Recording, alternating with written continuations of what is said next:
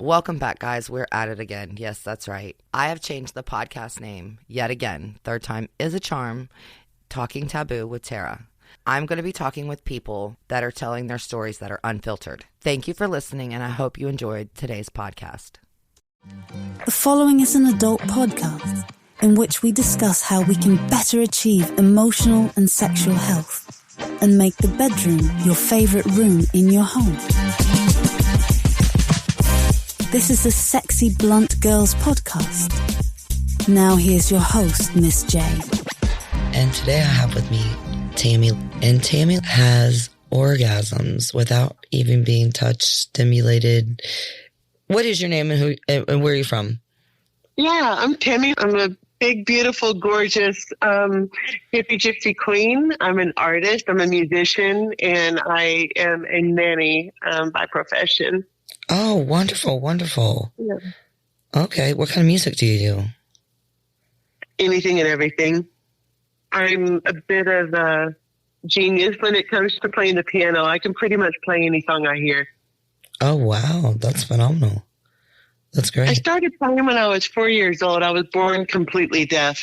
I couldn't hear anything at all. For the first 6 years of my life, I started playing the piano by feeling the vibrations when someone else would play, and then I could mimic it. Really? Yeah. So my parents recognized that there was something special about me early on. That's phenomenal. That's great. So how are you able to hear now? When I was 6 years old, somebody had faith. I remember someone putting hands on me, and my ears opened a little bit. I'm still 70% deaf. Really? Well, your speech is phenomenal. You're doing great. I mean... Thank you. It's called adaptation, baby. Oh, wow. I mean, I would have never known. Thank you. I appreciate that. No problem. So, now, you call it spiritual. Some women call it mental, but it's actually having an orgasm without being stimulated any way, shape, or form. So therefore, you're not being touched. You actually just have an orgasm. Explain. It's not something that happens because of outer physical stimulation. It starts from the inside and goes out instead of starting on the outside and coming in. Does that make sense? Absolutely. Yeah. So the first time that happened for me, I was in a deep state of meditation in my prayer closet. I was by myself. I was doing a back bend on an exercise ball, and I was in meditation. I was, in communication with the universe. And I experienced such a profound sense of love and support and just this unconditional acceptance and appreciation and celebration of who I am. And it caused this wave of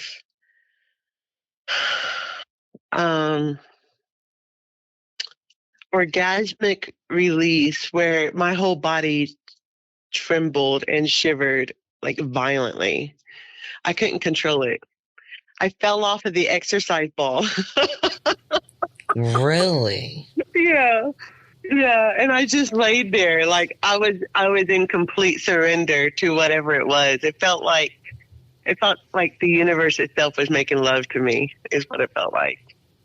And I got, when I came back into myself, I guess you could say, or back, my brain, my consciousness, being aware of my surroundings, I felt like whatever had been bothering me before or weighing me down in any way no longer had any weight or significance to it. It was just like fluff in the wind, because everything is being taken care of and I am supported and loved. And so I don't need to worry. And it really set my mind in the right frame, because I went through a series of traumas after that. My mother died, and then my husband was arrested and deported back to Honduras. I immediately became homeless. I lost my job because I had a car accident, lost a car, lost a job.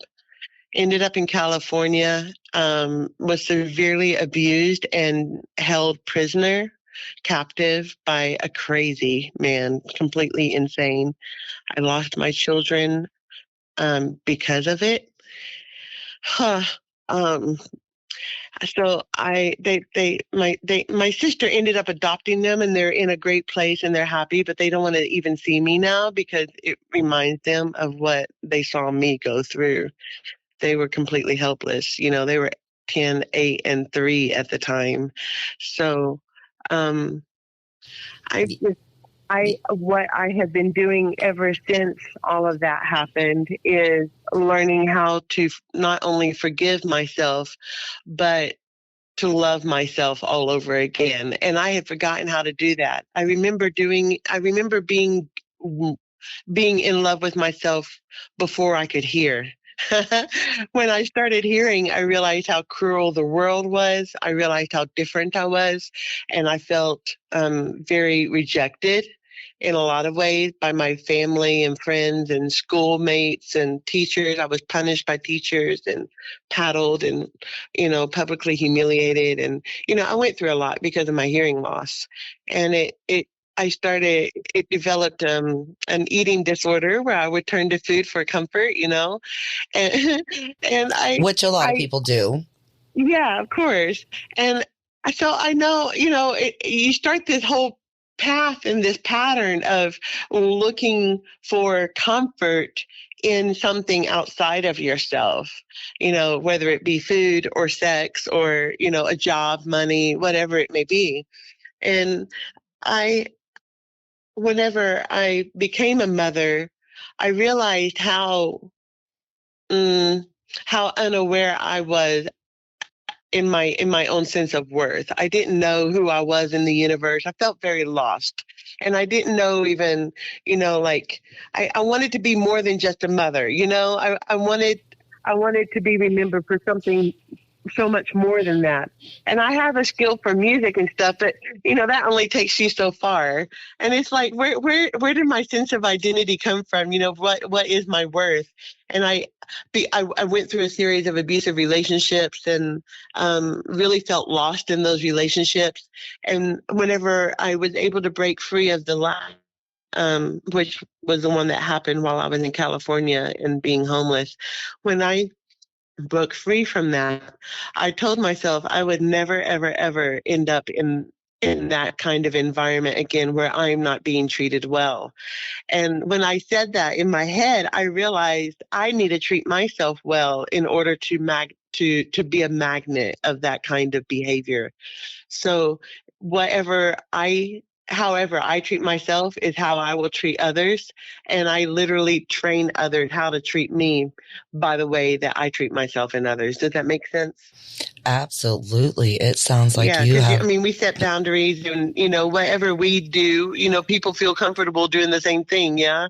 So, like if I'm comfortable cussing, then other people are going to be comfortable cussing around me, right? I mean, that's just human behavior. Correct. So if I'm a giant flirt, then other people are going to feel comfortable flirting back. So we're literally magnets, and the universe is literally a mirror of who we are. I'm telling you all of this to tell you about this recent experience that I had. So I'm 47, right? Uh-huh. And I am discovering myself in a whole new way that I never had before. I'm living on my own now for the first time ever. I get to live my life however I want to. I get to spend my money however I want to, and this is really fun and exciting and a little scary because it's like, what am I doing anyway? Yeah, because you never got to do this before, it seems like. Exactly. It's all new to me. And I was an unkissed, undated virgin at the age of 30 because of the environment that I was raised in. My father was a pastor. My mother was a marriage counselor, and they actually would not let me even be around guys. I got punished and belted for even inviting a guy to church. I mean, it was intense and insane. Wow. So Sounds like they were very strict. Yes, very much so. So many rules. It was stifling. I just felt like the life was being suffocated out of me. Did you? I'm sure you rebelled because of it. Oh, yeah. Yeah. So when I broke away when I was 28, they, ostracized me. They weren't allowed to speak to me anymore. Are you Amish or something? They were a lot like it in some ways. It was really a cult. I found out later that they had 99% of the earmarks of a cult. So that's kind of scary, when you realize that you were raised in something like that. And then you have to go through this whole unlearning and, realizing that you were brainwashed and you have to relearn everything, like everything that was taught to you. Is it true or not? You have to learn how to think for yourself and, that how to make healthy choices and how to be in a relationship. And all of that was so new to me. I didn't know how to be in the world at all. Wow. So it was like you were learning how to walk all over again. Literally. Yeah. So, breaking out of toxic relationships, I wanted to create something that made me feel good, that made me happy. And I know that I'm not ready for something like a long-term commitment, but I want to explore myself and know myself. And so whatever is coming my way, I am embracing it. A 21-year-old walked up to me the other day. We had been friends for a couple of years, and he found out that, I'm not with anybody. And he said, well, I've always been into you. I was like, what? So we actually kind of hooked up I bet that made you feel so good. Oh my God, yeah. And he is such a hunk. Okay. Super sexy. Sex appeal that doesn't stop. Girl, those younger guys love us younger or older women. Younger guys love older women. Love it. They do. Yeah. So he asked me a lot of questions. He wants to learn, and he's like, I feel like I'm 10 times wiser than my age just because of you being in my life, Oh, how did that make you feel? Like I'm making a positive difference in his life. He was severely abused growing up and, he's really lonely and he doesn't know how to be in a relationship and he's learning, he's just a baby. He's learning. And I love that I get to be that person for him. I love that. He knows that he's safe with me. Yeah. So to be a safe place for someone is like everything. That's priceless. Yeah. So after your family, after you breaking away from them, and then you got in these relationships. Yeah. Like what kind, I don't know how to say this. 'Cause I didn't realize that you had been in a cult. Yeah. My story is long. Well, I'm definitely here to hear it. Yeah. So, I was sexually stifled. I wasn't even allowed to touch myself. I wasn't allowed to ask questions growing up. I didn't know anything. When I was like 35, I asked my mother if she had ever had an orgasm. And she was so appalled that I would even ask that sort of question. She stuttered and stumbled all over the place. I really honestly don't think that she ever has. I don't think my sister ever has either. And a lot of women haven't. Yeah. Because most men are only for themselves and they really don't know how to satisfy a woman. And then there's a lot of men out there that just, that's all they live for is to satisfy a woman. And a lot of women don't even know how to be satisfied. They don't know how to satisfy themselves. Yes, because they don't touch their own bodies and explore their own bodies to see what they even like. Yeah. Yeah, everybody thinks it's so taboo. Don't touch yourself. Yeah. Don't talk about it. Yeah. It's hush, hush, scoop it underneath the rug. We're never going to talk about it. Yeah. It's so unhealthy. So being in a cult, so obviously you wasn't passed around or married off or whatnot because you were still a virgin. Yeah. So did your father have any plans for you to be married off or? Apparently not. Well, I guess not at 35, right? Yeah. So how did you get out of there? One night, a preacher told me after verbally bashing me for an hour and a half, he told me to never listen to anyone else for advice except him and to never read any book but the Bible. And I told him, all of my red flags went up. And I said, that is a load of bullshit. I believe God is in so much more than just you in the Bible. And I turned around and walked out, and I never went back. Oh, congratulations. I'm so proud of you. That's great. Thank you. I had already experienced so much, so much hurt, so much. My trust had already been broken so many times. Right. And I had been severely mistreated in the church in a lot of ways. And so I was like so desperate and hungry for love and I knew I wasn't getting it there. It was just dry and dead. It felt like a funeral every time I went to church. It was horrible. And I wanted to know what love and life and, what peace is and what it feels like to truly surrender, and to fully give yourself without holding anything back. And what that feels like, how empowering that would be. And so I've been on a search for that ever since, literally. And I have found that I cannot find it outside of myself until I find it within. Yes. When I find it within, I find God. I find the whole universe. I find that I'm connected to everything and everyone. Yes. And all the fear goes away, And I realized that there was never anything to be afraid of in the first place, that I am enough. I am worthy of love. And that, I don't have to be perfect in order to be lovable. No. And there's plenty of men out there that love juicy woman. Oh, yeah. Yeah. So I had this experience the other night. This 21-year-old lover, he just wasn't able to perform the way he wanted to, and he got frustrated, and he turned over and went to sleep. And I felt, that old wound of rejection all over again. And I realized that I was doing it to myself.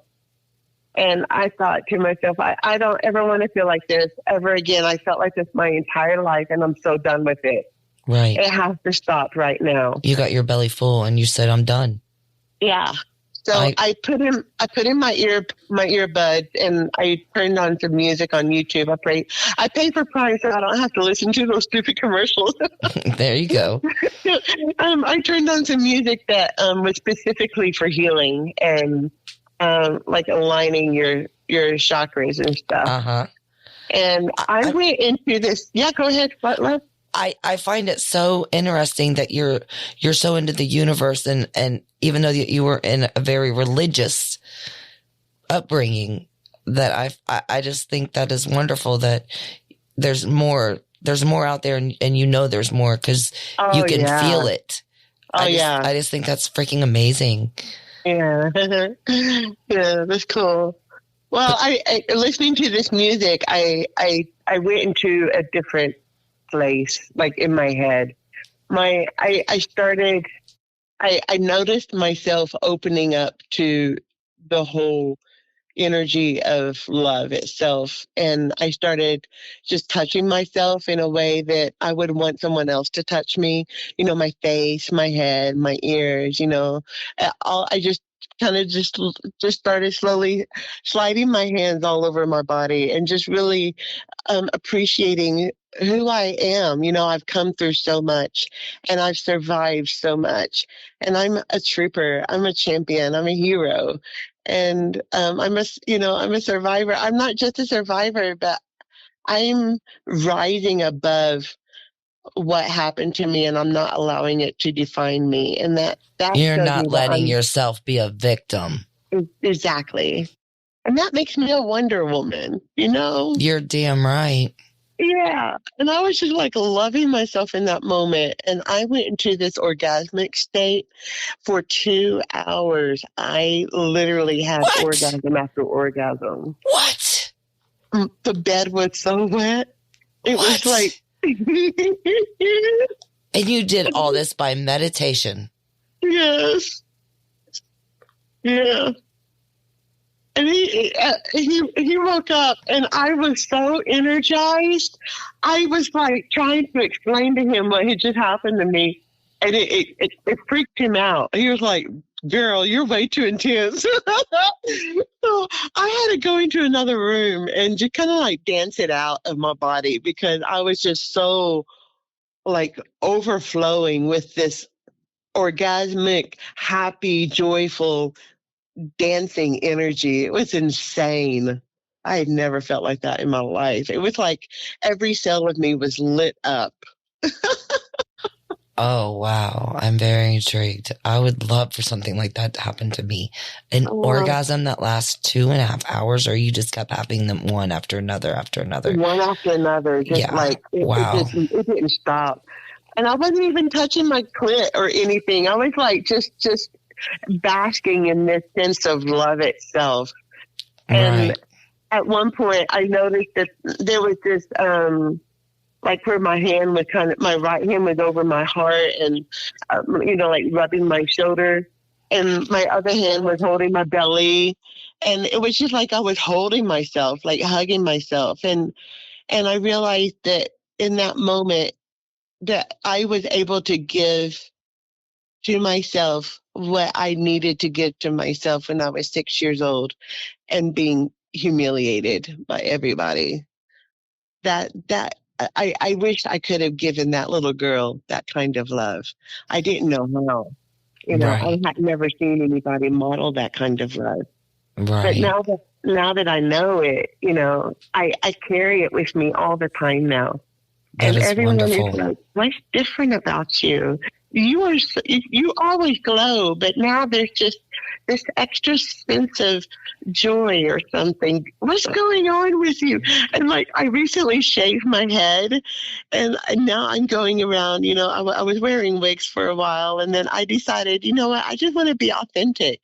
I want people to see me for who I am, and know that I love myself the way I am. I don't need to look a certain way in order to feel like I'm beautiful enough. I can have no hair at all and be 250 fucking pounds and still be so freaking gorgeous and sexy that men all around me would die to go out on a date with me. Literally. You're damn right.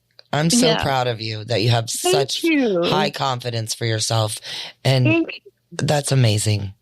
Thank you. I wish more women had the confidence. Yeah. I just do. I do.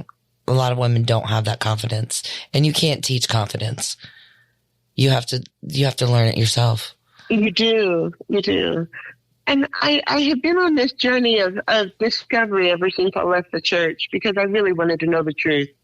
And I have done so much study and so many conversations about, what life is and what love is and who God is and why are we here and, all of the essential questions of life. And I've learned that there is, energy in all things. Even a table has energy. It's just really dense and low, right? Right. So, we're all vibrating. All of life has this sense of vibration. And I'm really intrigued in that because I learned to play the piano by vibration. Right. And I still rely on vibration a lot because I'm still 70% deaf. So when I play the piano, I take my shoes off and I dance while I play. That's amazing. Yeah. But I was saying, so everything has energy, and shame is the lowest vibration of feeling that you can vibrate at. It is like next to death itself. Okay. So, and then up above it is like guilt, and then fear, and then anger, and it keeps working its way up. At the point of change is courage and affirmation. Okay. So if you have the courage to affirm yourself and say, I love myself, I am worthy of love, I can do whatever I set my mind to. If I really want to do it, I can make it happen because I'm that powerful. I'm a creator. I'm going to create my life and live the way I want to live in a way that makes me happy. And I feel successful. And I can lay my head down at night and know that I gave it my best. Damn, in every girl. single moment of this day, I gave it my best. And it may not be enough for someone else, but it's enough for me. And I can be okay with that. You are so You know? inspiring to so many women. And then above courage is, love and joy and peace and all of that. And then up above that is transcendence and then enlightenment. And even above that is authenticity. Authenticity is 4,000 times more powerful than love itself. When you choose to be real, you lay yourself out vulnerably for people to see, knowing that you may be rejected, knowing that they may walk away, knowing that they may abandon you, knowing that they may put you down, Judge. they may make fun of you. Judge you. Yes. You still choose to be vulnerable, because when you have the courage to be vulnerable, you can't not trust that. And trust is absolutely imperative to any relationship. So when you are vulnerable and you are authentic and someone sees you for who you are and they choose to love you in that, you can believe in that and you can trust it and you can rest in it. And when you know that you can rest in someone, you can fully surrender to that person. And in that full surrender, there's magic. Oh, there's so much magic. There's something that happens to the psyche when you surrender completely. It's like all of the worries of the bank account and the boss and the car and the kids and all of the responsibilities. It all just fades away, and you enter this moment so fully.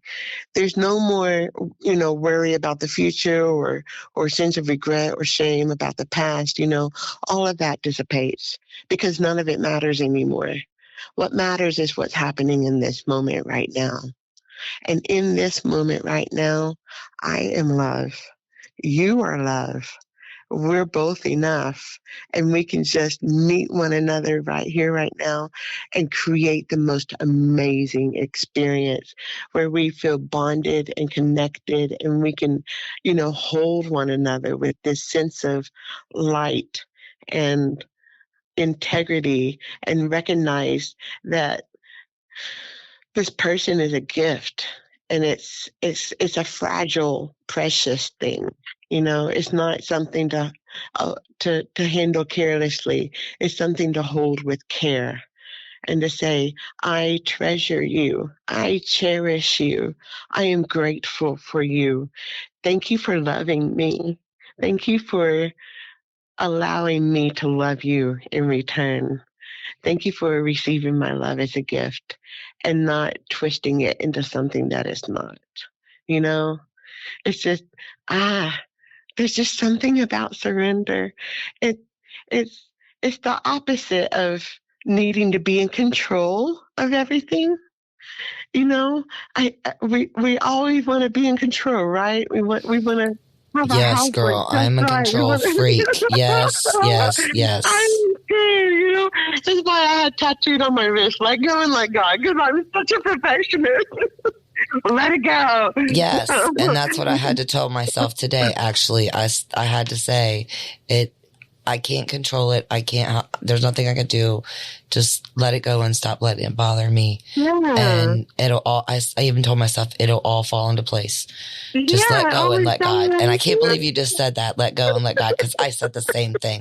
My daughter was sitting right next to me, and I was just like, you just got to let it go. Everything will fall into place. Yeah. And if you manifest it and if you speak it, it will come. Absolutely. Yes. Faith the size of a mustard seed, which is the smallest seed, just so tiny you can barely see it. But faith in that amount can cause you can do something with it that would normally seem impossible. Faith is my number one thing, because I always have faith, no matter what. You have to. Yeah. Yeah. You can't hold on to the negativity. You have to hold on to the positivity. You have to hold on to all that, because you just know in your heart there's just so much love there, and so much positivity that it's all going to work out. But when you stay negative and what's the word I'm looking for? When you stay negative, Nancy, when you stay that way all the time, people don't want to be around you. I have separated myself from all the negativity people that have used me and only call me when they need something, and they're always negative and never have anything positive to say. I have completely got them out of my life, and I myself feel so free and so loved because I'm loving myself. I'm not letting them come in and destroy my happiness anymore. Yeah. Oh, that's awesome. Yes. So you're not the only one that is on this path. So I am just so inspired by you. I think it's great because everything that you've said and that you've talked about is the same things that I'm doing. And I haven't reached as many goals as you have and as far as you have, but I'm definitely getting there. We're all on our own journey, you know. That's right. Yeah, we can't compare ourselves to one another. No, not at all. Yeah, but I'm the just only saying, thing that we can control is our own selves. Yeah, just some of the things that you were talking about. It's like, yes. I'm like, I'm doing that and I'm doing that. And I mean, it's just awesome that there's somebody else out there that's also doing the same things that I'm doing. Yeah. But in their own way, on their own path. Yeah. So I thank you so much, Tammy, for your time, your energy, and for coming on the show and letting everybody know all about this, because there's more than just you out there that actually can do this.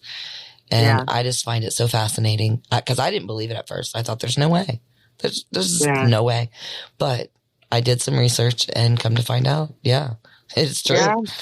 So I do apologize for all the people that I did say that you guys were crazy, that it was just, all in your head. But yes. Thank you so much. Yes, you're welcome.